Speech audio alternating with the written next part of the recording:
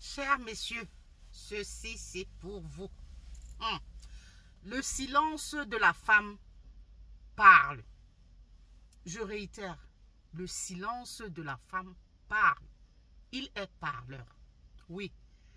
Quand vous êtes avec votre conjointe, votre épouse, votre copine, votre compagne et que sais-je encore, que vous lui faites des choses, je sais pas, soit mauvais traitement, si mépris et consort, elle gobe, donc à un moment donné, elle se rétracte, elle ne parle plus là. Quand la femme devient silencieuse là, dès que votre femme devient silencieuse, commencez à vous inquiéter. Oui, ça c'est un silence parleur, un silence qui dit beaucoup de choses. Messieurs, quand la femme se rétracte, inquiétez-vous. Quand elle ne dit plus rien, inquiétez-vous, méfiez-vous. Eh oui. Cette histoire que je viens vous raconter très rapidement comme ça, elle est drôle, mais sincèrement, c'est pathétique. On ne devrait même pas en rire. Bon, je la raconte pour... je l'ai aussi écouté à la radio, dont on l'a raconté. C'est un journaliste qui la racontait ce matin comme ça sur une chaîne de radio au Cameroun là-bas. Ça, c'est l'histoire d'une dame. D'accord? Donc, il a raconté ça, c'est pour sensibiliser. Ça, faut que ça entre bien dans vos oreilles.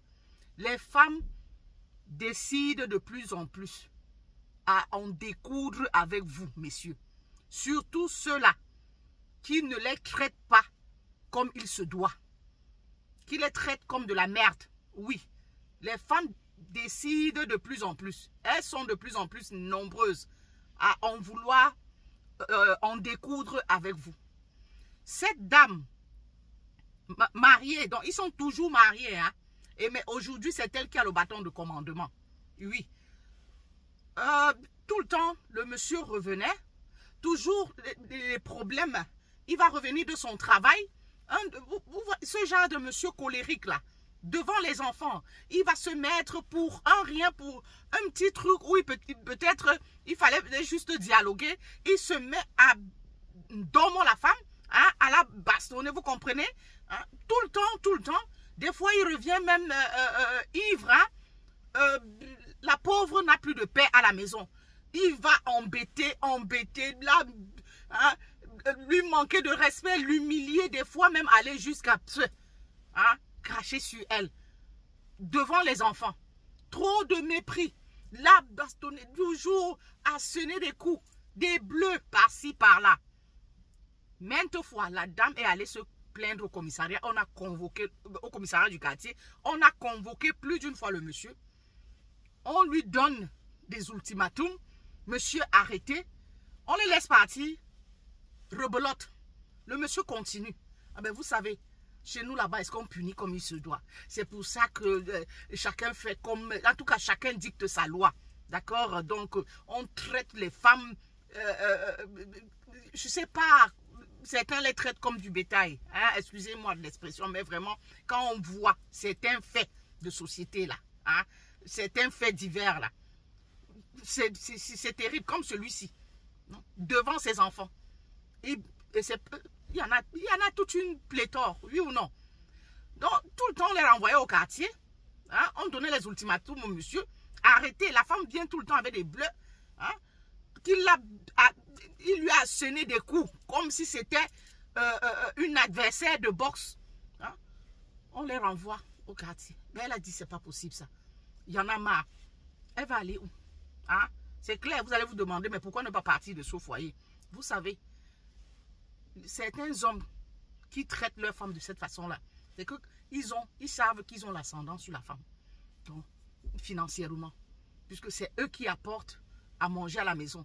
La femme dépend d'eux. Même si elle fait son petit commerce là, peut-être c'est pas grand-chose. Et qu'elle vient peut-être d'une famille pas nantie du tout. Qui dépend encore même d'elle. Donc quand c'est lui qui ravitaille et puis aide aussi, l'aide, elle, la femme, à ravitailler sa famille. Oh, là, il la traite comme n'importe quoi. Eh oui, la pauvre, obligée de rester. Et continue, elle a subi. Elle est restée là, réfléchie, elle a dit, mais qu'est-ce que je peux bien faire pour mettre fin à ceci? La femme s'est rétractée, très silencieuse. Elle allait s'inscrire à un cours de machin, de karaté. Chaque fois, elle allait à son cours de karaté. Le monsieur ne savait pas. Donc, elle faisait croire à son mari que c'est sa tontine, qu'elle allait à sa tontine. Alors qu'elle allait au karaté. Oui, pour en découdre, en tout cas pour inverser les rôles. Elle a fait les cours de karaté. Elle est revenue à la maison. Dès qu'elle a fini, quand elle était sûre et certaine que là maintenant, toi là, tu ne peux plus. Hein, parce que, tel qu'elle raconte bien avant, hein, puisque au commissariat, elle a raconté toute l'histoire quand on les a amenés, le monsieur avec l'œil beurré et tout au commissariat. Elle a raconté toute l'histoire. Hein. Elle dit qu'avant, elle voulait se défendre. Mais elle voyait que si elle essaye, c'est un gros calibre. Donc, elle ne va pas s'en sortir. C'est comme ça qu'elle est restée, elle s'est retractée, elle est restée silencieuse. Elle a dit, bon, voilà. L'idée, c'est d'aller faire les cours de karaté. Elle allait prendre les cours de karaté. Et oui, chers amis, quand elle a fini avec ses cours, elle est revenue. Hein? Le monsieur revient comme d'habitude. Il veut continuer avec son histoire. Oh, elle a attrapé le monsieur. Une fois seulement. Une fois. J'ai dit, elle a rattrapé tous les coups que le monsieur lui avait donnés auparavant. Tous les coups, elle a rattrapé, elle a tapé le monsieur, bastonné le monsieur. Au préalable, enfermé les enfants dans la chambre. Le monsieur crie, au secours, au secours. C'est comme ça que les voisins arrivent. Trouvent que la dame a le pied sur le monsieur. Donc, elle a neutralisé le type.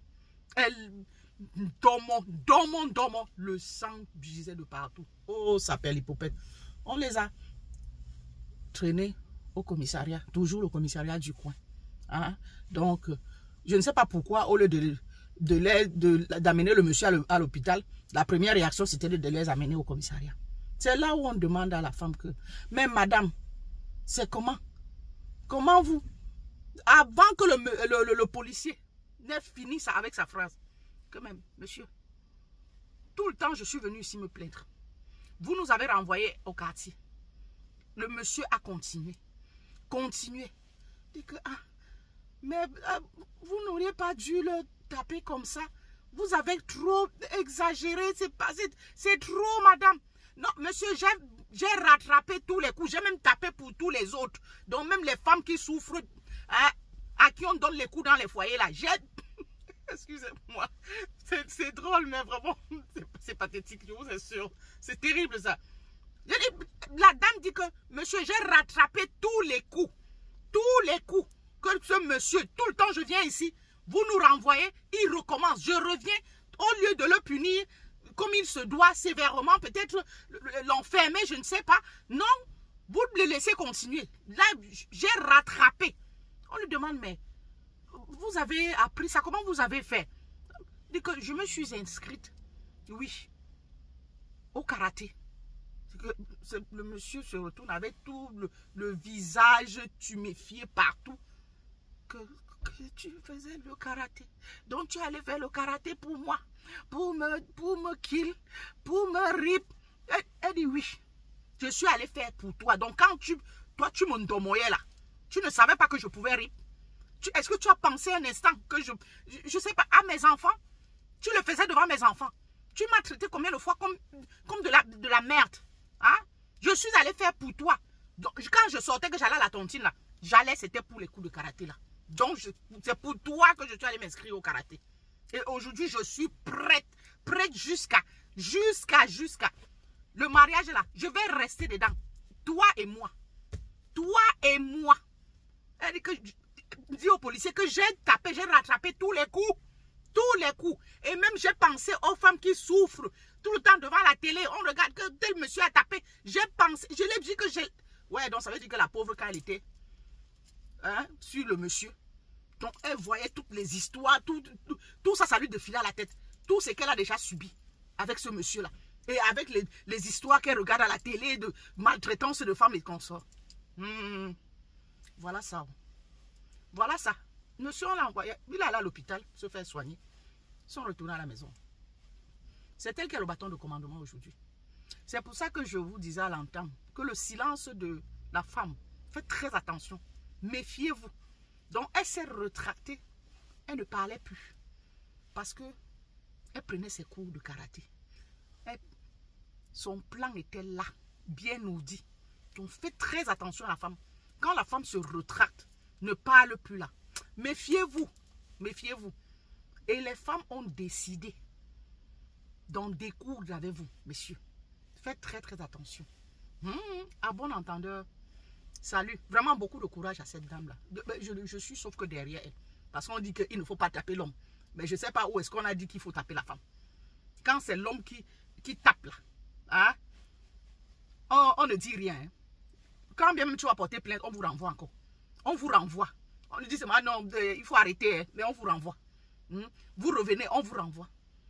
Mais quand c'est la femme là, on trouve que abomination. Comme le policier a dit que mais madame, comment... Mais on ne lui a rien fait. Hein. Rien. Rien du tout. On les a renvoyés, tout comme quand le monsieur venait là. On les a renvoyés, on dit que madame arrêtez. C'est le chef de famille, vous devez le respecter. Elle a dit, mais elle a dit que s'il recommence, il tente encore. Maintenant, j'ai le karaté dans moi. Je vais le traiter de la plus belle des manières. Elle dit en le regardant. C'est mariage forcé maintenant.